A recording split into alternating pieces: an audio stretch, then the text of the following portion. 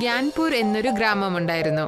അവിടെ സങ്കട്ട് ദാസ് എന്നു പേരുള്ള ഒരു മരം വെട്ടുകാരൻ അവന്റെ ഭാര്യ ഗീതയ്ക്കൊപ്പം താമസിക്കുകയായിരുന്നു. സങ്കട്ട് ദാസിന് വളരെയധികം വയസ്സായിരുന്നു. പക്ഷെ അവന് കുട്ടികളൊന്നും ഇല്ലായിരുന്നു.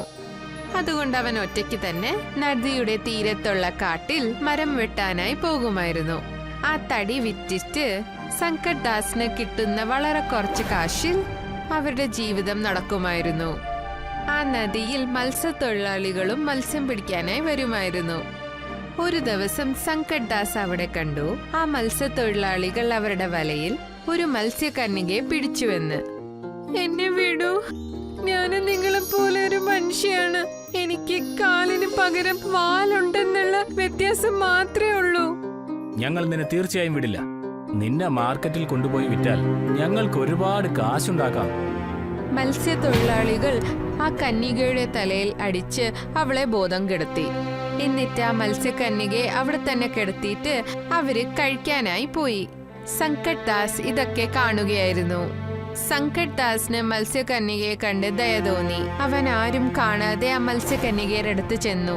എന്നിട്ട് മത്സ്യകന്യകയുടെ മുഖത്ത് വെള്ളം തെളിച്ചു. ബോധം തെളിഞ്ഞതും മത്സ്യകന്യക നിലവിളിക്കാൻ തുടങ്ങി. എന്നെ വിട്ടേക്കൂ, എന്നെ വിട്ടേക്കൂ, എന്നെ ഒന്നും ചെയ്യല്ലേ. പേടിക്കണ്ട, ഞാൻ മീൻപിടുത്തക്കാരനല്ല. എന്റെ പേര് സങ്കട്ട് ദാസ് എന്നാണ്. ഞാൻ നിന്നെ സഹായിക്കാനാണ് വന്നത്.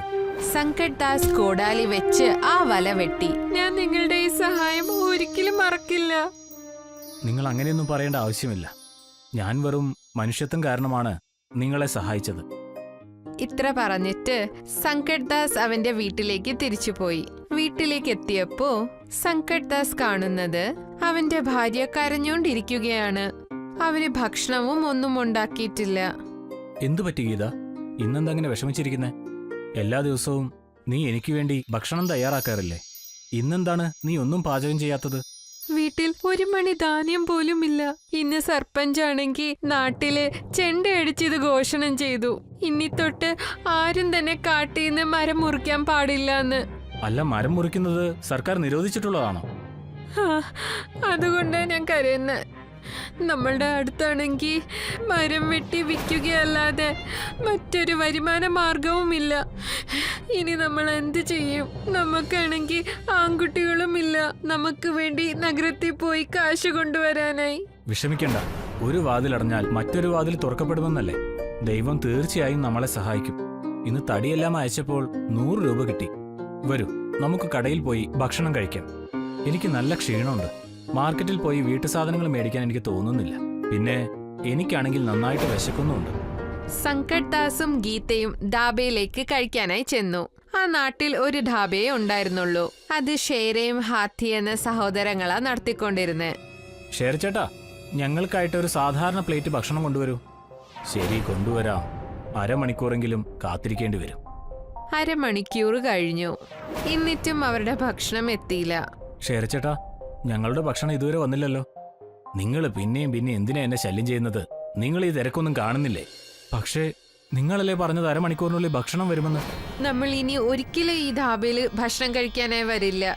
ഗീത വീട്ടിൽ ചെന്നിട്ട് സങ്കട്ട് ദാസിനോട് പറഞ്ഞു, നമ്മളുടെ നാട്ടിൽ ഒരു ധാബയെ ഉള്ളൂ. അതിലാണെങ്കിൽ എപ്പോഴും തള്ളാണ്. അവിടുത്തെ ഭക്ഷണവും ഒട്ടും നല്ലതല്ല. നമുക്ക് നമ്മളുടെ തന്നെ ഒരു ധാബ തുറന്നാലോ? നമ്മളുടെ ധാബ നന്നായി നടന്നാ നമുക്ക് നല്ല വരുമാനവും കിട്ടും. ഈ കാര്യം എനിക്കും തോന്നിയിരുന്നു. ഞാൻ എന്റെ സ്വർണവള പണയം വെച്ചേക്കാം. അങ്ങനെ ചെയ്താൽ നമുക്ക് വാടക കൊടുക്കാൻ പറ്റുമല്ലേ? സങ്കട്ട് ദാസും ഗീതയും ഷേരയുടെയും ഹാത്തിയുടെയും ഢാബയുടെ അടുത്ത് തന്നെ ഒരു കട വാടകയ്ക്ക് എടുത്തു. എന്നിട്ട് അവരെ ഢാബ അവിടെ തുടങ്ങി. സങ്കട്ട് ദാസ് ചേട്ടാ, ഒരു ഊണിന് എത്ര രൂപയാ? 50 രൂപ മാത്രമേ ഉള്ളൂ. അങ്ങ് ഇരുന്നോളൂ, ഞാൻ അങ്ങേക്ക് വേണ്ടി ഭക്ഷണം കൊണ്ടുവരാം. സങ്കട്ട് ദാസിന്റെയും ഗീതയുടെ സ്നേഹവും പിന്നെ നല്ല സ്വാദുള്ള ആഹാരം കാരണം അവരുടെ ഢാബയിൽ മെല്ലെ മെല്ലെ ആൾക്കാരുടെ സംഖ്യ കൂടി. മറ്റൊരു വശത്ത് ഷേരയുടെയും ഹാത്തിയുടെ ഢാബ ഖാലിയായിക്കൊണ്ടിരിക്കുകയായിരുന്നു. കുറച്ചു ദിവസത്തിൽ തന്നെ ഷേരയും ഹാത്തി സഹോദരങ്ങളുടെ ജോലിയും കൂലിയും നിന്നു. ഷേര സഹോദര, ഇക്കണക്കിന് പോവുകയാണെങ്കിൽ നമ്മുടെ കട ഉടൻ തന്നെ പൂട്ടിപ്പോവും. വെറും 2 മാസത്തിനുള്ളിൽ നമ്മുടെ വരുമാനം പകുതിയിൽ താഴെയായി കുറഞ്ഞു. നമുക്ക് ഈ സങ്കട്ട് ദാസിനെ എങ്ങനെയെങ്കിലും ഒളിപ്പിക്കണം. അപ്പോൾ പിന്നെ നമുക്കൊരു പ്രശ്നവും ഉണ്ടാവില്ല. എന്റെ കയ്യിലൊരു പദ്ധതിയുണ്ട്. ഷേരയ്ക്ക് സങ്കട്ട് ദാസിനെ ചെറുപ്പം തൊട്ടേ അറിയാം. അവന് അറിയാമായിരുന്നു സങ്കട്ട് ദാസിന് നീന്താൻ അറിയില്ല എന്ന്. ഒരു ദിവസം രാത്രി ഷേരയും ഹാത്തിയും സങ്കട്ട് ദാസിന്റെ അടുത്തെത്തി. അവര് സങ്കട്ട് ദാസിന്റെ മുഖം ഒരു തുണി വെച്ച് മൂടി. എന്നിട്ട് അവർ സങ്കട്ട് ദാസിനെ ഒരു തോണിയിലിരുത്തി നദിയിലെ നടുക്ക് കൊണ്ടുപോയി എറിഞ്ഞു. കുറച്ചു നേരത്തിൽ തന്നെ സങ്കട്ട് ദാസ് വെള്ളത്തിൽ മുങ്ങിപ്പോയി. കുറച്ചു നേരം കഴിഞ്ഞപ്പോൾ സങ്കട്ട് ദാസിന്റെ കണ്ണു തുറന്നു. അപ്പോൾ അയാൾ അറിഞ്ഞു അയാൾ വെള്ളത്തിന്റെ ഉള്ളിലാണെന്ന്. സങ്കട്ട് ദാസ് ഒരിക്കൽ സഹായിച്ച അതേ മത്സ്യകന്യക സങ്കട്ട് ദാസിന്റെ മുമ്പിൽ തന്നെ നിൽക്കുകയായിരുന്നു. ഞാനിതെങ്ങനെ രക്ഷപ്പെട്ടു? കുറച്ച് ആക്രമികൾ എന്റെ മുഖം മൂടിക്കെട്ടി എന്നെ നദിയിലേക്ക് തള്ളിയിട്ടു. ഞാനാ നിന്നെ രക്ഷിച്ചേ. പക്ഷേ ഞാൻ ഈ വെള്ളത്തിനടിയിൽ എങ്ങനെയാണ് ശ്വസിക്കുന്നത്? കാരണം ഞാൻ നിനക്കൊരു ജാലവിദ്യയുള്ള ഗുളിക തന്നു. മത്സ്യകന്യക സങ്കട്ട് ദാസിന് ഒരു കലം കൊടുക്കും. നീ എപ്പോഴൊക്കെ ഈ കലത്തിൽ കൈയിടുമോ ഇതിന്റെ ഉള്ളിൽ നിന്ന് ഒരു ഗുളിക വരും. ആ ഗുളിക കഴിച്ചതിന് ശേഷം ആർക്ക് വേണമെങ്കിലും വെള്ളത്തിനുള്ളിൽ ശ്വാസം വലിക്കാം. പക്ഷെ ഓർക്കുക, ഈ ഗുളിയുടെ ശക്തി വെറും 12 മണിക്കൂർ വരെ ഉള്ളൂ. ഞാൻ ഈ കലം നിനക്ക് എന്റെ സമ്മാനമായി തരികയാണ്. നിനക്കിത് കൊണ്ടുപോകാം. സങ്കട്ട് ദാസ് ആ കലവും കൊണ്ട് അവന്റെ വീട്ടിലെത്തി. അവൻ ആ കലത്തിനെ സൂക്ഷിച്ചു വെച്ചു. എന്നിട്ട് അവന്റെ ഢാബയിൽ ജോലി ചെയ്യാനായി ചെന്നു. ഷേരയും ഹാത്തിയും അവനെ കണ്ടതും ഞെട്ടിപ്പോയി. സഹോദര, ഈ സങ്കട്ട് ദാസ് അവിടെ നിന്ന് രക്ഷപ്പെട്ട് എങ്ങനെ തിരിച്ചെത്തി? അവനതൊക്കെ സഹിക്കാൻ പഠിച്ചിട്ടുണ്ടെന്ന് തോന്നുന്നു. സഹോദര, ഇനി നമ്മൾ എന്ത് ചെയ്യും? വിഷമിക്കണ്ട, ഇത്തവണ ഞാൻ ശങ്കർദാസിനെ എവിടെയും വിടില്ല. ഷേര നാട്ടിലെ സർപഞ്ചിന്റെ അടുത്ത് ചെന്നു. എന്നിട്ട് അവൻ സർപഞ്ചിനോട് പറഞ്ഞു, സർപഞ്ച് ചേട്ടാ, എനിക്ക് വേണ്ടി ഒരു ഉപകാരം ചെയ്യണം. അല്ല, നിങ്ങൾക്ക് എന്തു പറ്റി? എന്തിനാണ് ഇങ്ങനെ വിഷമിക്കുന്നത്? സർപഞ്ച് ചേട്ടാ, ഗ്രാമത്തിലുള്ള എല്ലാവരോടും ഇത് നിങ്ങൾ പറയണം. ആരും സങ്കട്ട് ദാസിന് അവരുടെ കടകൾ വാടകയ്ക്ക് കൊടുക്കരുതെന്ന്. ഈ സങ്കട്ട് ദാസ് കാരണം എന്റെ ബിസിനസ്സാണ് നശിച്ചുകൊണ്ടിരിക്കുന്നത്. ശരി, ആ കാര്യം ഞാൻ നോക്കിക്കോളാം. സങ്കട്ട് ദാസ് ധാബ നടത്തിക്കൊണ്ടിരുന്ന കടയിലെ ആ മുതലാളി സങ്കട്ട് ദാസിനോട് കട കാലിയാക്കാനായി പറഞ്ഞു. ഇദ്ദേഹത്തിന് പെട്ടെന്ന് എന്താ പറ്റിയേ? നമ്മള് സമയാസമയം വാടകയും കൊടുക്കണുണ്ടായിരുന്നല്ലോ. എന്നിട്ടും എന്തിനാ നമ്മളെ കടയിൽ നിന്ന് പുറത്താക്കിയേ? സാരമില്ല, ഞാൻ വേറെ എവിടെയെങ്കിലും കട വാടകയ്ക്ക് ചോദിക്കട്ടെ. സങ്കട്ട് ദാസ് വിഷമിച്ചോണ്ട് നദിയുടെ തീരത്ത് ചെന്നു. അപ്പോ സങ്കട്ട് ദാസിന് കലം കൊടുത്ത അതേ മത്സ്യകന്യക നദിയിൽ നിന്ന് പുറത്തു വന്നു. എന്തു പറ്റി സങ്കട്ട് ദാസ്? നീ എന്താ ഇന്ന് വിഷമിച്ചിരിക്കുന്നേ? ഗ്രാമത്തിലുള്ള ഒരാൾ പോലും എനിക്ക് കട വാടകയ്ക്ക് തരാൻ തയ്യാറാവുന്നില്ല. മാത്രമല്ല, എനിക്കെന്റെ വീട്ടിൽ ഒരു കട തുടങ്ങാൻ കഴിയില്ല. കാരണം എന്റെ വീട് പ്രധാന റോഡിന്റെ അരികിലല്ല. അതുകൊണ്ട് തന്നെ അവിടെ ഭക്ഷണം കഴിക്കാൻ ആരും വരില്ല. സങ്കട്ട് ദാസ് മത്സ്യകന്യകയോട് നടന്ന കാര്യങ്ങളെല്ലാം പറഞ്ഞു. നീ നദിയുടെ താഴെ പാതാളത്തിൽ ഒരു ഢാബ തുറന്നു.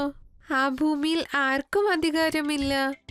പക്ഷേ വെള്ളത്തിൽ ഞാൻ എങ്ങനെയാ തീ കത്തിക്കുക? മാത്രമല്ല, ആളുകൾ എങ്ങനെ ശ്വാസം എടുക്കും? വിഷമിക്കണ്ട, പാതാളത്തിലും തീ കത്തിക്കാൻ പറ്റും. ഞങ്ങളും അവിടെ തന്നെയാണല്ലോ ഭക്ഷണം ഉണ്ടാക്കണേ. പിന്നെ വെള്ളത്തിൽ ശ്വാസം വലിക്കുന്നത് നീ ഓർത്ത് നോക്ക്. ഞാൻ നിനക്കൊരു കലം തന്നായിരുന്നു. അതിൽ ജാലവിദ്യയുള്ള ഗുളികയുണ്ട്. അതെ, അതിനെക്കുറിച്ച് ഞാൻ മറന്നുപോയി. സങ്കട്ട് ദാസ് നദിയുടെ താഴെ പാതാളത്തിൽ ഒരു ഢാബ തുറന്നു. എന്നിട്ട് നാട്ടിലെല്ലാ സ്ഥലത്തും ബാനർ വെച്ചു. നാട്ടിലെ ആൾക്കാർ പാതാളത്തിലുള്ള ഢാബ കാണാനായി വളരെ ജിജ്ഞാസരായിരുന്നു. അവരെല്ലാരും നദിയുടെ തീരത്തെത്തി. സങ്കട്ട് ദാസ് എല്ലാവർക്കും കലത്തിന്നെടുത്ത് ഓരോ ഗുളിക കൊടുത്തു. എന്നിട്ട് പറഞ്ഞു, സഹോദരി സഹോദരന്മാരെ, ഈ ഗുളികയുടെ പ്രഭാവം 12 മണിക്കൂർ നേരത്തേക്ക് ഉണ്ടാവും. അതുകൊണ്ട് 12 മണിക്കൂറായാൽ ഉടൻ തന്നെ നിങ്ങൾ വെള്ളത്തിന് മുകളിലേക്ക് വരണം. ആൾക്കാര് നദിയുടെ താഴെ പോയിട്ട് പാതാളത്തിലുള്ള സങ്കട്ട് ദാസിന്റെ ഢാബയിൽ നിന്ന് ഭക്ഷണം കഴിച്ചു. എന്നിട്ട് പാതാളത്തിൽ ചുറ്റിക്കറങ്ങുകയും ചെയ്തു. സങ്കട്ട് ദാസ് നദിയുടെ തീരത്ത് ഒരു ജോലിക്കാരനെയും നിർത്തി. എന്നിട്ട് അവനോട് അവൻ പറഞ്ഞു, ഭക്ഷണം കഴിക്കാൻ വരുന്നവർ പാത്രത്തിൽ നിന്നും ഒരു ഗുളിക എടുത്ത് കഴിക്കുക. അങ്ങനെ പറഞ്ഞിട്ട് സങ്കട്ട് ദാസ് ഢാബയിലേക്ക് ജോലി ചെയ്യാനായി പോയി. മറ്റൊരു വശത്ത് ഷേര ദേഷ്യത്തിൽ തിളയ്ക്കുകയായിരുന്നു. പാതാള ലോകത്തിലെ കട, സങ്കട്ട് ദാസ് ഇത് നല്ല ചതിയാണല്ലോ ചെയ്തത്. നമ്മുടെ ഗ്രാമത്തിലെ ആളുകളെല്ലാം അവിടേക്കാ പോകുന്നത്. കൂടാതെ മറ്റുള്ള ഗ്രാമത്തിലുള്ളവരെല്ലാം പാതാള ലോകത്ത് പോയി ഭക്ഷണം കഴിക്കുന്നു. എന്നിട്ടത് നമ്മോട് വന്ന് പറയുന്നു, നമ്മുടെ കടയിൽ എപ്പോഴും നിശബ്ദത മാത്രം. സഹോദര, ഞാനും സങ്കർദാസിന്റെ കടയിലേക്ക് പോയിട്ടുണ്ട്. പാതാള ലോകം കാണാൻ വളരെ സുന്ദരമാണ്. വിവിധ വർണ്ണത്തിലുള്ള മത്സ്യങ്ങളെയും അവിടെ കാണാൻ പറ്റും. മിണ്ടരുത്. സങ്കർദാസിന്റെ കട ഈ ഗ്രാമത്തിലുണ്ടെങ്കിൽ നമ്മൾ ഈ ഗ്രാമത്തിന് പുറത്തുപോയി വേറെ എവിടെയെങ്കിലും കട തുടങ്ങേണ്ടി വരും. ഷീര ഒരിക്കൽ കൂടെ നാട്ടിലെ സർപ്പഞ്ചിന്റെ അടുത്ത് ചെന്നു.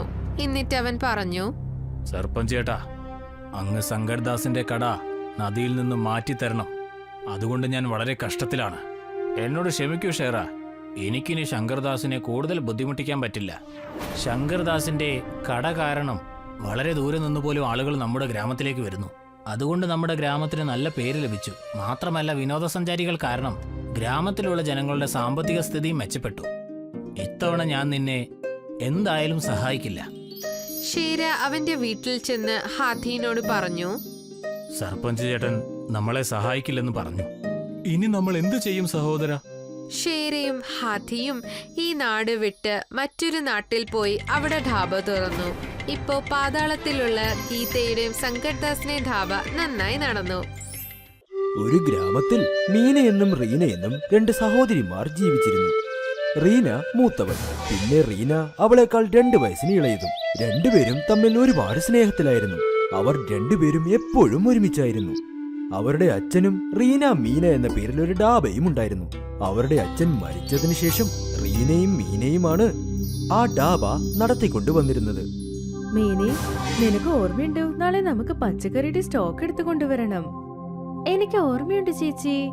രാവിലെ വാൻ റെഡിയാക്കാൻ ഞാൻ ഹരിയോട് പറഞ്ഞിട്ടുമുണ്ട്. നല്ല കാര്യം.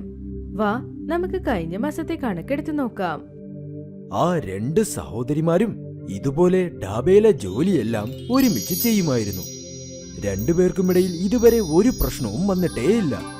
രണ്ടുപേർക്കും തമ്മിൽ ഒരുപാട് സ്നേഹമുണ്ടായിരുന്നു. അടുത്ത ദിവസം രാവിലെ, റീന എഴുന്നേക്ക്, വാ, നമുക്ക് വേഗം പുറപ്പെടണം. റീന ഒരു മറുപടിയും പറഞ്ഞില്ല. അതുകൊണ്ട് മീന റീനയെ തൊട്ടുനോക്കി. അപ്പോൾ റീനയ്ക്ക് നന്നായി പനിക്കുന്നുണ്ടെന്ന് മീന മനസ്സിലാക്കി. അയ്യോ, ഇതെന്താ? റീനയുടെ ദേഹം ചൂടുണ്ടല്ലോ. ഇവൾക്കിതെങ്ങനെ പെട്ടെന്ന് ഇത്ര പനി പിടിച്ചു? ഞാൻ ഉടനെ നല്ല ഡോക്ടറെ വിളിക്കണം. മീന ഉടനെ ഹരിയയോട് പറഞ്ഞ് ഒരു ഡോക്ടറിനെ വിളിച്ചു വരുത്തി. ഡോക്ടർ റീനയെ ചെക്ക് ചെയ്തിട്ട് ചില മരുന്നുകളും കുറിച്ചു കൊടുത്ത് അവളോട് നന്നായി വിശ്രമിക്കാൻ പറഞ്ഞു. മീനയും റീനയോട് നന്നായി വിശ്രമിക്കുമെന്ന് പറഞ്ഞുകൊണ്ടേയിരുന്നു. പക്ഷെ മീനെ, നീ ഇപ്പൊ എങ്ങനെ ഒറ്റയ്ക്ക് പോകും? ഡാബ എങ്ങനെ നീ നോക്കും? ഈ സമയത്താണോ എനിക്ക് അസുഖമൊക്കെ വരേണ്ടത്? റീന, നീ ഒന്നുകൊണ്ട് വിഷമിക്കണ്ട, ഞാൻ നോക്കിക്കോളാം. നീ ആദ്യം നിന്റെ ആരോഗ്യം നന്നായി നോക്ക്. ഞാനിപ്പോ ഹരിയോടൊപ്പം ചെല്ലാം. പിന്നെ പച്ചക്കറി വാങ്ങിയിട്ട് ഡാബയിലേക്ക് വരാം. അത് കഴിഞ്ഞ് നിന്നെ കാണാൻ വരാം. മീന ഇതുവരെ ഒരിക്കലും തനിച്ച് ഒരു കാര്യവും ചെയ്തിട്ടേയില്ല. അതുകൊണ്ട് അവൾക്ക് കുറച്ച് പേടിയുണ്ടായിരുന്നു. അവൾ ഹരിയെയും കൂട്ടി പച്ചക്കറി മാർക്കറ്റിലേക്ക് പോയി. അവിടെ അവൾ ഒരു പച്ചക്കറി കടക്കാരനെ കണ്ടു. വരൂ മേഡം, വരൂ. ഏത് പച്ചക്കറിയാ പാക്ക് ചെയ്യേണ്ടത്? എല്ലാം ഫ്രഷാണ്. ഏതാണ് വേണ്ടത് മേഡം? ചേട്ടാ, 5 കിലോ തക്കാളി, പിന്നെ 10 കിലോ ഉരുളക്കിഴങ്ങ്.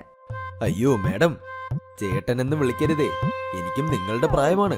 എന്റെ പേര് രാഹുൽ. എന്റെ പേര് കേട്ടിട്ടുണ്ടായിരിക്കുമല്ലോ. ആഹാ, അതെ അതെ. അപ്പൊ രാഹുൽ അങ്ങുന്നേ. ഇങ്ങനെ രാഹുലിനും മീനയ്ക്കുമിടയിൽ സംഭാഷണങ്ങൾ നടന്നുകൊണ്ടേയിരുന്നു. അന്നു മുതൽ മീന എന്നും പച്ചക്കറി രാഹുലിന്റെ കയ്യിൽ നിന്നേ വാങ്ങിയിട്ടുള്ളൂ. പിന്നെ അവനോട് തന്റെ ഡാബയെക്കുറിച്ച് എല്ലാം തന്നെ പറഞ്ഞു. ഞാനും എന്റെ ചേച്ചിയാണ് ഡാബ നടത്തുന്നത്. പിന്നെ ഞങ്ങൾ രണ്ടുപേരും പൈസ പാതിയാക്കി വീതിക്കും. ഞങ്ങൾക്ക് അച്ഛനില്ല. എന്റെ ചേച്ചി വളരെ നല്ലവരാ. എന്നെ വളരെ നന്നായി നോക്കും. രാഹുൽ മീന പറയുന്നതെല്ലാം ശ്രദ്ധിച്ച് കേട്ടുകൊണ്ടേ നിന്നു. അതിനുശേഷം അവൻ ഇങ്ങനെ പറഞ്ഞു. മീനെ, എനിക്ക് നിന്നെ ഒരുപാട് ഇഷ്ടമാണ്. നീ എന്റെ കൂടെ എന്റെ വീട്ടിലേക്ക് വരുന്നു. പക്ഷെ ഞാനിപ്പോ ഡാബയിൽ ചെന്ന് പണി ചെയ്യണം. ഇന്ന് എന്റെ ചേച്ചിയും അവിടെയില്ല. ഞാൻ ഒറ്റയ്ക്കല്ല എങ്ങനെ നോക്കുമെന്ന് അറിയില്ല. ശരി, എന്നാൽ ഞാൻ നിന്റെ കൂടെ വരാം. നിനക്ക് തനിയെ കഷ്ടപ്പെടേണ്ട ആവശ്യവും വരില്ല. എനിക്കും നിന്റെ കൂടെ കുറച്ച് സമയം ചിലവഴിക്കാം. മീന രാഹുലിനെ തന്നോടൊപ്പം ഡാബയിലേക്ക് കൂട്ടിക്കൊണ്ടുവന്നു. ആ ഡാബ കണ്ട് രാഹുൽ മീനയോട് ഇങ്ങനെ പറഞ്ഞു. നിന്റെ ഡാബ കാണാൻ അടിപൊളിയാണല്ലോ. എന്നാൽ ഇതിനൊരു പ്രശ്നമുണ്ട്. ഇതിൽ റീന മീന ഡാബ എന്ന് പേര് വെക്കാതെ മീന ഡാബ എന്ന് മാത്രം പേര് വെച്ചാൽ മതിയായിരുന്നു. നീ എത്രത്തോളം സുന്ദരിയാ, ഇത്രത്തോളം അധ്വാനിക്കുന്നു. എന്റെ ആഗ്രഹം ഇതിൽ മീന ഡാബ എന്ന് മാത്രം മതിയെന്ന. ഇല്ല, നീ എന്താ ഇങ്ങനെയൊക്കെ പറയുന്നത്? ഈ ഡാബ ഞങ്ങൾ രണ്ടുപേരുടെ പ്രയത്നമാണ്. അതുകൊണ്ട് ഇതിന്റെ പേര് റീന മീന ഡാബ എന്നാണ്. ഇപ്പോൾ ഞാനില്ലേ നിന്നെ സഹായിക്കാൻ? ഇപ്പോൾ നിന്റെ ചേച്ചിയുടെ ആവശ്യം എവിടെ? എന്താ ഒന്ന് ചിന്തിക്ക്. ഇപ്പോൾ ഈ ഡാബ മുഴുവനും നിന്റെ സ്വന്തമാണെന്ന് കരുത്. നമുക്ക് രണ്ടുപേർക്കും എത്ര സന്തോഷത്തോടെ ജീവിക്കാം. റീനയ്ക്ക് ഒരുപാട് നാളായി രോഗം ഭേദമായതേയില്ല. മറ്റൊരു വശത്ത് രാഹുൽ മീനയെ പതുക്കെ പതുക്കെ റീനയ്ക്ക് എതിരായി മാറ്റി. അവൻ മീനയോട് ആ ഡാബ അവളുടെ പേരിൽ എഴുതി വാങ്ങിക്കാൻ വേണ്ടി പറയും. പിന്നെ അവളെ കല്യാണം കഴിക്കാമെന്നും പറയും. അങ്ങനെ രണ്ടുപേർക്കും സന്തോഷമായി ജീവിക്കാമെന്നും പറയും. മീനയും പതുക്കെ പതുക്കെ അവൻ പറയുന്നത് കേൾക്കാൻ തുടങ്ങി. അങ്ങനെ ഡാബയുടെ മുദ്രപത്രം റെഡിയാക്കി റീനയെ കബളിപ്പിച്ച് അവളുടെ ഒപ്പും വാങ്ങിച്ചു. റീനയുടെ അസുഖം ഭേദമായതേയില്ല. അതുകൊണ്ട് റീന ഒന്നും ചോദിക്കാതെ ആ മുദ്രപത്രത്തിൽ ഒപ്പിട്ടു. അതിനുശേഷം മീന അവരുടെ പേരായ റീന മീന ഢാബ എന്നത് മാറ്റി മീന ഢാബ എന്ന് മാത്രം വെച്ച് രാഹുലിന്റെ കൂടെ തന്നെ ജീവിക്കാൻ തുടങ്ങി. ഇപ്പോൾ റീനയുടെ അസുഖവും ഭേദമായി. അവൾ ഢാബയിലേക്കും പോയി. അവൾ രാഹുലിനെ ആദ്യമായിട്ടാണ് കാണുന്നത്. എന്നാൽ രാഹുലിനെ കണ്ടതും അവൻ ആള് ശരിയല്ല എന്നുള്ളത് അവൾക്ക് മനസ്സിലായി. മീനെ, നീ എന്താ ചെയ്യുന്നത്? നീ എന്തിനാ നമ്മുടെ ബോർഡ് മാറ്റിയത്? പിന്നെ ഇതാരാ? ഇപ്പൊ ഈ ഡാബ എന്റെയാ. നിനക്ക് ഇതിലൊരു അർഹതയുമില്ല. നിനക്ക് വേണമെങ്കിൽ ഞാൻ ആ പേപ്പർ കാണിക്കാം. പിന്നെ റീന, നീ ഇവിടുന്ന് നിരന്തരമായി പോകുന്നതാ നിനക്ക് നല്ലത്. പിന്നെ ഈ ഡാബയെ എന്റെ കാമുകനോടൊപ്പം നോക്കാൻ സമ്മതിക്കേ.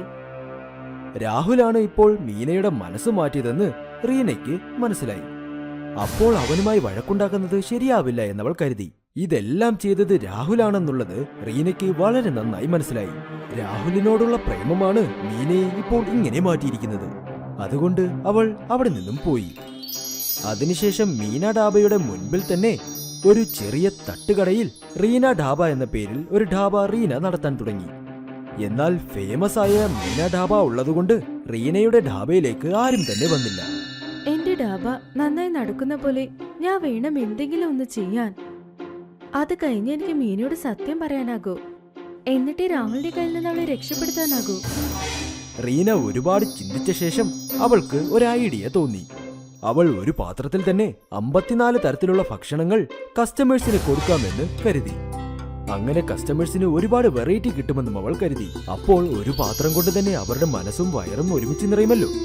ഇങ്ങനെ എന്തെങ്കിലും പുതിയതായി ചെയ്താൽ തന്റെ ഡാബയിലേക്ക് ഒരുപാട് ആൾക്കാർ വരുമെന്നവൾ കരുതി. ഹാ, ഈ ഐഡിയ വളരെ നന്നായിട്ടുണ്ട്. ഞാൻ ഇതിന്റെ പേര് ബാഹുബലി താലി എന്ന് വെക്കാം. പിന്നെ എന്റെ ഈ ബാഹുബലി താലി സിറ്റി മുഴുവനും ഫേമസ് ആകും. റീന തന്റെ ബാഹുബലി ഥാലി ലോഞ്ച് ചെയ്തു. അങ്ങനെ നോക്കി നിൽക്കെ തന്നെ റീനയുടെ ബാഹുബലി ഥാലി സിറ്റി മുഴുവനും ഫേമസ് ആയി. അങ്ങനെ അവളുടെ റീന ഢാബയെ എല്ലാവരും ബാഹുബലി റീന ഢാബ എന്ന് വിളിക്കാനും തുടങ്ങി. അവൾ ഒരുപാട് പണം സമ്പാദിച്ച് അവളുടെ ഢാബ വളരെ വലിയൊരു ഢാബയാക്കി മാറ്റി. ഇത് കാരണം മീനയ്ക്ക് തന്റെ മീന ഢാബ അടയ്ക്കേണ്ടതായി വന്നു. ഒരു രാത്രിയിൽ റീന തന്റെ ഢാബ അടച്ചുകൊണ്ടിരുന്നപ്പോൾ ആരോ 2 ആൾക്കാർ ഒച്ചപ്പാടോടെ ബഹളമുണ്ടാക്കുന്നത് കേട്ടു. ആ, നിന്റെ കയ്യിൽ ഇപ്പോൾ ഒന്നും ബാക്കിയില്ലല്ലോ. എനിക്ക് നിന്റെ കൂടെ ഒന്നും ജീവിക്കാൻ വയ്യ. ഞാൻ പോകുക. നീ തന്നെ നിന്റെ ഢാബ നടത്ത്. ഒന്നും പറ്റില്ലെങ്കിൽ ഇവിടെ ഇരുന്നോ. ഇവിടെ ഈ ഢാബയിൽ തന്നെ നീ തൂങ്ങിച്ചാവ്. പക്ഷേ നീ എന്നെ ഒരുപാട് സ്നേഹിക്കുന്നുവെന്ന് പറഞ്ഞില്ലേ? പിന്നെ എപ്പോഴും എന്റെ കൂടെ ഉണ്ടാവുമെന്ന് നീ പറഞ്ഞു. പണമുള്ളതുവരെ സ്നേഹമൊക്കെ കാണും. ഇപ്പോൾ നിന്റെ കയ്യിൽ ഒന്നുമില്ല എന്ന് എനിക്കറിയില്ലേ. ഇത് എല്ലാം കേട്ട് മീന കരയാൻ തുടങ്ങി. രാഹുൽ അവിടെ നിന്നും പുറപ്പെട്ടു പോയി. അപ്പോൾ റീന മീനയുടെ അടുത്തേക്ക് വന്നു. അവൾ മീനയെ കെട്ടിപ്പിടിച്ചു. മീന ഒരുപാട് കരഞ്ഞു. അവൾ റീനയോട് മാപ്പും ചോദിച്ചു. റീനയും അപ്പോൾ മീനയോട് ക്ഷമിച്ചു. അങ്ങനെ ആ 2 സഹോദരിമാരും ചേർന്ന് അവരുടെ 2 ഢാബയായ മീന ഢാബയും പിന്നെ റീന ഢാബയും നല്ല രീതിയിൽ മുൻപോട്ട് കൊണ്ടുപോയി നാട് മുഴുവനും ഫേമസ് ആയി. അനന്തപുരി ഗ്രാമത്തിൽ നരേന്ദ്രൻ എന്നൊരാളുണ്ടായിരുന്നു. അയാൾക്കൊരു ഹോട്ടലും ഉണ്ടായിരുന്നു. അയാൾ സത്യസന്ധമായിട്ടാണ് തന്റെ ഹോട്ടൽ നടത്തിപ്പോന്നത്. അവിടെ ബാക്കിയാകുന്ന ഭക്ഷണം അടുത്തുള്ള നായ്ക്കൾക്ക് കൊടുക്കുമായിരുന്നു. ഒരു ദിവസം ഹോട്ടലിന്റെ പുറത്ത് ഒരു കുരങ്ങൻ വന്നു. അവന്റെ നോട്ടം നരേന്ദ്രന്റെ കയ്യിലെ ആ ചപ്പാത്തിയിലായിരുന്നു. എടാ, നിനക്കും റോട്ടി വേണോ? വാടാ വാ, വന്ന് കഴിച്ചോ. നരേന്ദ്രൻ ആ ചപ്പാത്തി നിലത്ത് വെച്ചു. കുരങ്ങൻ അത് കണ്ട് പെട്ടെന്ന് തന്നെ ആ ചപ്പാത്തി എടുത്തു. ആ, നീ കൊള്ളാലോ. അത് കണ്ട് നരേന്ദ്രൻ കുറച്ച് ചപ്പാത്തി കഷ്ണങ്ങൾ കൂടെ താഴെ വെച്ചു. ആ കുരങ്ങൻ അതുമെടുത്ത് അവിടെ ഓടിപ്പോയി. പിന്നീട് എന്നും ആ കുരങ്ങൻ ഹോട്ടലിന് മുന്നിൽ വരാൻ തുടങ്ങി. നരേന്ദ്രൻ ആ കുരങ്ങന് ബാക്കിയാവുന്ന ചപ്പാത്തികൾ കൊടുക്കാനും തുടങ്ങി.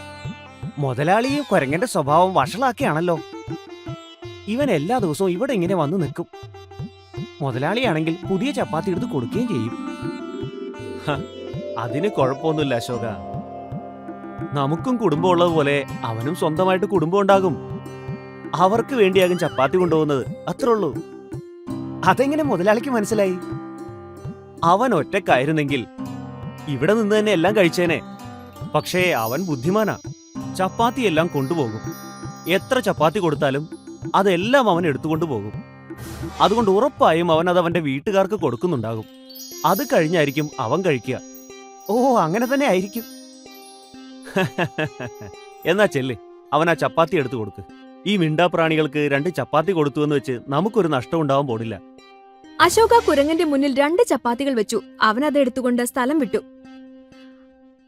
അങ്ങനെ ദിവസവും നടന്നുകൊണ്ടേയിരുന്നു. ആ കുരങ്ങൻ പിന്നീട് തന്റെ കുഞ്ഞുങ്ങളെ കൂട്ടി അങ്ങോട്ട് വരാൻ തുടങ്ങി. നരേന്ദ്രൻ അവന് കൂടുതൽ ചപ്പാത്തികൾ കൊടുക്കാനും തുടങ്ങി. നരേന്ദ്രന്റെ ഹോട്ടലിലും കച്ചവടം പൊടി പൊടിച്ചു. അതിനാൽ അവൻ അവിടെ ഒരു പയ്യനെ ജോലിക്ക് നിർത്തി, മാണിക്യൻ. അശോക് ഭക്ഷണം ഉണ്ടാക്കുകയും മാണിക്യൻ ആളുകൾക്ക് വിളമ്പുകയും ചെയ്തു വന്നു. എല്ലാം നല്ല രീതിയിൽ പോയിക്കൊണ്ടിരുന്നു. എന്നാൽ ഒരു ദിവസം അവിടെ ഒരു ആക്സിഡന്റ് ഉണ്ടായി. ഒരു ട്രക്ക് അദ്ദേഹത്തെ ഇടിച്ചിട്ടു. അങ്ങനെ നരേന്ദ്രൻ ആശുപത്രിയിലായി. അദ്ദേഹത്തിന്റെ ജീവൻ രക്ഷപ്പെട്ടുവെങ്കിലും കാല് മുറിച്ചു മാറ്റി ഒരു വികലാംഗനായി തീർന്നു. നരേന്ദ്രന്റെ ഭാര്യ കരഞ്ഞു കരഞ്ഞ് വല്ലാതെ തളർന്നു. ദൈവം ഞങ്ങളോട് എന്തിന് ഇത്ര ക്രൂരത കാണിക്കുന്നെന്ന് എനിക്ക് അറിയില്ല. എന്ത് തെറ്റ് ചെയ്തിട്ടാ ഇങ്ങനെയൊക്കെ സംഭവിച്ചത്? സുധാ, നീ ഭഗവാന് നന്ദി പറയണം. ഞാനിപ്പോഴും ജീവനോടെ ഇരിപ്പുണ്ടല്ലോ. നമ്മൾ ഇനി എങ്ങനെ ജീവിക്കുമെന്ന് ഓർക്കുമ്പോഴാ. ഭഗവാൻ എങ്ങനെ ആഗ്രഹിക്കുന്നോ അങ്ങനെ തന്നെ ജീവിക്കും. നരേന്ദ്രൻ എല്ലാ കാര്യത്തിലും നന്മ കാണുന്നവനായിരുന്നു. ആക്സിഡന്റ് ഉണ്ടായി വികലാംഗനായി പോയെങ്കിലും തന്റെ ജീവൻ രക്ഷപ്പെട്ടതിൽ അയാൾ സന്തോഷം കണ്ടെത്തി. ആക്സിഡന്റിന് ശേഷം അയാളുടെ ഹോട്ടൽ കുറെ മാസക്കാലം പൂട്ടിയിടേണ്ടി വന്നു. നരേന്ദ്രൻ വീട്ടിൽ തന്നെ കഴിച്ചുകൂട്ടി. ഇങ്ങനെയായ നമ്മൾ എന്ത് ചെയ്യും? ഞാൻ ഈ ഹോട്ടൽ തുറന്ന് പ്രവർത്തിപ്പിച്ചില്ലെങ്കിൽ ശരിയാവില്ല. അതിന് നിങ്ങള് എല്ലാം ഒറ്റയ്ക്ക് എങ്ങനെ ചെയ്യും? അതിന് സുധാ, ഞാൻ ഒറ്റയ്ക്കല്ലല്ലോ. നീ എന്റെ കൂടെ ഇല്ലേ? നമ്മൾ 2 പേരും ചേർന്ന് ഹോട്ടൽ വീണ്ടും തുറക്കും. എന്താ? ശരി. നരേന്ദ്രൻ എങ്ങനെയും തന്റെ ജീവിതം മുന്നോട്ട് കൊണ്ടുപോകണമായിരുന്നു. പിറ്റേന്ന് രാവിലെ നരേന്ദ്രനും ഭാര്യ സുധയും ഹോട്ടലിലെത്തി. ഹോട്ടൽ വളരെയധികം വൃത്തികേടായിരുന്നു. 2 ആളും ചേർന്ന് അത് വൃത്തിയാക്കി. നോക്കൂ, നമ്മളിത് വൃത്തിയാക്കി. എന്നാൽ എങ്ങനെ ഇതിന്റെ നടത്തിപ്പ്? നോക്കൂ സുധ, ഞാൻ ഭക്ഷണം പാകം ചെയ്യാം. നീയത് ആളുകൾക്ക് വിളമ്പിക്കൊടുക്ക്. പിന്നെ ടേബിൾ എല്ലാം വൃത്തിയാക്കണം. പിന്നെ കുറച്ചു കഴിഞ്ഞ് നമ്മുടെ കയ്യിൽ പൈസ ഉണ്ടാകുമ്പോ നമുക്കൊരു പയ്യനെ ജോലിക്ക് നിർത്താന്നേ. എന്താ? എങ്കി ശരി. ഇതൊക്കെ ആലോചിച്ച് നരേന്ദ്രൻ തന്റെ ഹോട്ടൽ പുനരാരംഭിച്ചു. ഭഗവാനോട് പ്രാർത്ഥിച്ചുകൊണ്ട് അയാൾ ഭക്ഷണം പാകം ചെയ്യാൻ തുടങ്ങി. കുറച്ചു സമയം കഴിഞ്ഞ് ചില ആളുകൾ വന്നു.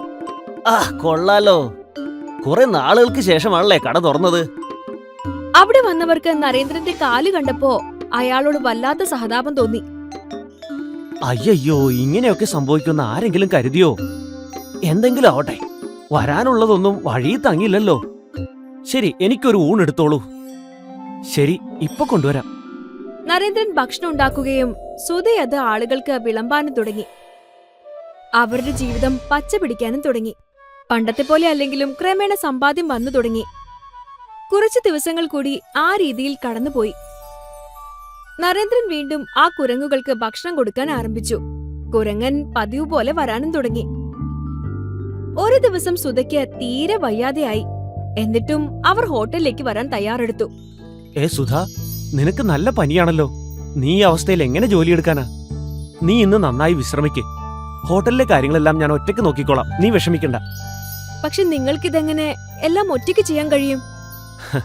നീ വിഷമിക്കണ്ടെന്നേ, ഞാൻ നോക്കിക്കോളാം. നീ ഒന്ന് നന്നായി വിശ്രമിക്കേ. ഞാൻ വികലാംഗനായതിനു ശേഷം നീ ഇവിടെ കിടന്ന് നന്നായി കഷ്ടപ്പെടുന്നുണ്ട് സുധ. ഇന്ന് നീ നന്നായി വിശ്രമിക്കേ. സുധയ്ക്ക് വിശ്രമിക്കാനൊന്നും തീരെ ആഗ്രഹമില്ലായിരുന്നു. പക്ഷെ നരേന്ദ്രൻ അവരെ വീട്ടിൽ വിശ്രമിക്കാൻ നിർബന്ധിച്ചുകൊണ്ടേയിരുന്നു. നരേന്ദ്രൻ അങ്ങനെ അന്ന് ഒറ്റയ്ക്കാണ് ഹോട്ടലിലെത്തിയത്. കുറച്ചു കഴിഞ്ഞപ്പോ ആളുകൾ വരാനും തുടങ്ങി. എടോ, ഒരു ചായ തന്നേ. ആ ഇപ്പൊ കൊണ്ടുവരാം. നരേന്ദ്രൻ തന്നെ ചായ ഉണ്ടാക്കുകയും ഊന്നുവടിയുടെ സഹായത്തോടെ അതൊക്കെ എല്ലാവർക്കും വിളമ്പാനും തുടങ്ങി. അങ്ങനെ ഒത്തിരി കഷ്ടപ്പെട്ട് അദ്ദേഹം ഭക്ഷണം ഉണ്ടാക്കുകയും ആളുകൾക്ക് വിളമ്പുകയും ചെയ്യുന്നത് ആ കുരങ്ങൻ കാണുന്നുണ്ടായിരുന്നു. ആ കുരങ്ങൻ എന്താ ചിന്തിച്ചതെന്നറിയില്ല. അവൻ പെട്ടെന്ന് തന്നെ ഹോട്ടലിനകത്തേക്ക് കയറി ഭക്ഷണത്തിന്റെ പാത്രങ്ങളും എടുത്ത് അവിടെയുള്ള ആളുകൾക്ക് വിളമ്പാൻ തുടങ്ങി. നരേന്ദ്രൻ ആകെ അമ്പരന്നു പോയി. ഈ കുരങ്ങൻ എന്താ ഇങ്ങനൊക്കെ ചെയ്യുന്നതെന്ന് അയാൾക്ക് മനസ്സിലായില്ല. ആ കുരങ്ങൻ അവിടെ തന്നെ ഇരുന്നു. അല്പം കഴിഞ്ഞപ്പോൾ കൂടുതൽ ആളുകൾ അങ്ങോട്ട് വരാൻ തുടങ്ങി. ചേട്ടാ, 3 ഊണെടുത്തോ. അതാ ഇപ്പൊ കൊണ്ടുവരാം. നരേന്ദ്രൻ ഭക്ഷണം പാത്രത്തിലേക്ക് എടുത്തു വെച്ചു. ആ കുരങ്ങൻ വളരെ ശ്രദ്ധയോടെ ആളുകളുടെ മേശമേലേക്ക് ഭക്ഷണം കൊണ്ടുവയ്ക്കാൻ തുടങ്ങി. വീണ്ടും വീണ്ടും അത് തന്നെ ചെയ്തുകൊണ്ടേയിരുന്നു. ആളുകളെല്ലാം ഇത് കണ്ട് അമ്പരന്നു. ഇത് കൊള്ളാലോ ചേട്ടാ. നിങ്ങളുടെ ഹോട്ടലിൽ കുരങ്ങനാണോ ജോലി ചെയ്യുന്നേ? ഏയ്, അങ്ങനെയൊന്നുമില്ല. ഇവൻ ഇവിടുത്തെ ജോലിക്കാരനൊന്നുമല്ല, എന്നെ സഹായിക്കാൻ നിൽക്കുന്നതാ. ഞാൻ ഇവന് ചപ്പാത്തി കൊടുക്കുമായിരുന്നു. അതുകൊണ്ട് ഈ പാവം എന്റെ സഹായത്തിന് വേണ്ടി ജോലി ചെയ്യുന്നതാ. ഓഹോ, നന്നായിട്ടുണ്ട്. അന്ന് മുഴുവനും ആ കുരങ്ങൻ ആ ഹോട്ടലിൽ പണിയെടുത്തു. ഉച്ചയ്ക്ക് ശേഷം കുരങ്ങന് നരേന്ദ്രൻ 3-4 ചപ്പാത്തികൾ കൊടുത്തു. ഉടനെ അവൻ അതെടുത്തുകൊണ്ട് അവിടുന്ന് പോയി. എനിക്ക് തോന്നുന്നു ഇവൻ ഇനി വരാൻ സാധ്യതയില്ല. എന്നാൽ കുറച്ചു കഴിഞ്ഞ് ആ കുരങ്ങൻ തിരിച്ചു വരുന്നത് കണ്ടപ്പോ നരേന്ദ്രൻ ശരിക്കും ഞെട്ടി. കാരണം ഇപ്രാവശ്യം അവന്റെ കൂടെ കുടുംബവും ഉണ്ടായിരുന്നു. ആ കുട്ടികളെ തൊട്ടടുത്തുള്ള മരത്തിലിരുത്തിയിട്ട് 2 കുരങ്ങുകളും കൂടി ഹോട്ടലിനകത്തേക്ക് വന്നിരുന്നു. ഭക്ഷണം പാകമായപ്പോഴേക്കും അവരത് ആളുകൾക്ക് കൊണ്ടുപോയി കൊടുക്കുവാനും തുടങ്ങി. കഴിച്ചു തീർത്ത പാത്രങ്ങളെല്ലാം തിരിച്ചെടുക്കുകയും ചെയ്തു. രാവിലെ മുതൽ രാത്രി വരെ ഈ കാര്യം തുടർന്നുകൊണ്ടേയിരുന്നു. നന്ദി സുഹൃത്തേ. നരേന്ദ്രൻ ആ കുരങ്ങന്റെ കുടുംബത്തിനായി ഭക്ഷണം ഉണ്ടാക്കിയെടുത്തു. എന്നിട്ട് അവരെ കഴിപ്പിക്കുകയും ചെയ്തു. പിന്നീടെന്നും ആ കുരങ്ങൻ കുടുംബം ആ ഹോട്ടലിൽ ഭക്ഷണം കഴിക്കാൻ വരാൻ തുടങ്ങി.